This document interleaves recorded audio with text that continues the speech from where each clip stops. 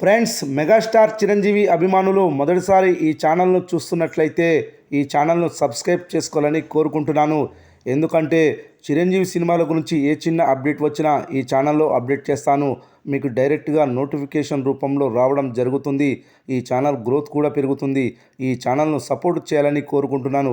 అలాగే ఈ వీడియోను మొదటి నుండి ఎండ్ వరకు చూడండి, లేకపోతే అర్థం కాదు. ఈ వీడియో మీకు నచ్చినట్లయితే లైక్ చేయండి, షేర్ చేయండి, కామెంట్ చేయండి, ఈ వీడియోను హైప్ చేయండి. తెలుగు సినిమా బాక్సాఫీస్ వద్ద మెగా రికార్డులతో మళ్ళీ కలకలలాడుతుంది. Megastar Chiranjeevi, successful director Anil Ravipudi కాంబినేషన్లో వచ్చిన మనశంకర వరప్రసాద్ గారు రికార్డుల వేటను కొనసాగిస్తూ సరికొత్త చరిత్ర సృష్టించింది. కేవలం వసూళ్లనే కాకుండా థియేట్రికల్ రన్లోనూ తన సత్తా చాటుతూ నేటితో 109 కేంద్రాల్లో 50 రోజులు ప్రదర్శింపబడింది. నేటి కాలంలో సినిమాలు విడుదలైన 2 వారాలకే ఓటీటీ బాట పడుతున్న తరుణంలో మనశంకర వరప్రసాద్ గారు సాధించిన ఈ 50 రోజుల మైలురాయి ట్రేడ్ వర్గాలను సైతం ఆశ్చర్యపరుస్తుంది.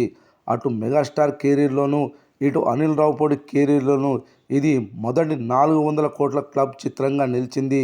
ఉత్తర అమెరికాలో మార్కెట్లో ఏకంగా $3.7 మిలియన్ల వసూళ్లను రాబట్టి మెగాస్టార్ గ్లోబల్ క్రేజ్ను మరోసారి నిరూపించింది మనశంకర వరప్రసాద్ గారు మూవీ. మనశంకర వరప్రసాద్ గారు 109 సెంటర్స్లో 50 రోజులు పూర్తి చేసుకున్నట్లు అధికారికంగా మేకర్స్ ప్రకటించారు. ఆంధ్రప్రదేశ్లో 97, తెలంగాణలో 5, కర్ణాటకలో 6, ఒరిస్సాలో 1 సెంటర్లలో విజయవంతంగా ఈ మూవీ రన్ అవుతుంది. అయితే అనిల్ రావిపూడి, వెంకటేష్ కాంబినేషన్లో 2025 పొంగల్ కానుకగా వచ్చిన సంక్రాంతికి వస్తున్న మూవీ కూడా 92 కేంద్రాల్లో 50 రోజులు పూర్తి చేసుకుంది. ఇప్పుడు ఈ రికార్డును మనశంకర వరప్రసాద్ గారు దాటేసింది. బుక్ మై షో ప్లాట్ఫారంలో 38 లక్షలకు పైగా టికెట్లు అమ్ముడుపోవడం ఒక ప్రాంతీయ చిత్రానికి అరుదైన గౌరవంగా టీం చెబుతుంది.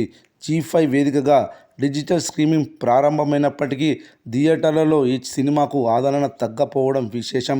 జీ5లో కూడా మల్టిపుల్ లాంగ్వేజ్లో నెంబర్ 1 స్థానంలో ట్రెండ్ అవుతూ డిజిటల్ ప్లాట్ఫారంలో ఆల్ టైమ్ బిగ్గెస్ట్ హిట్గా అవతరించింది మనశంకర వరప్రసాద్ గారు మూవీ.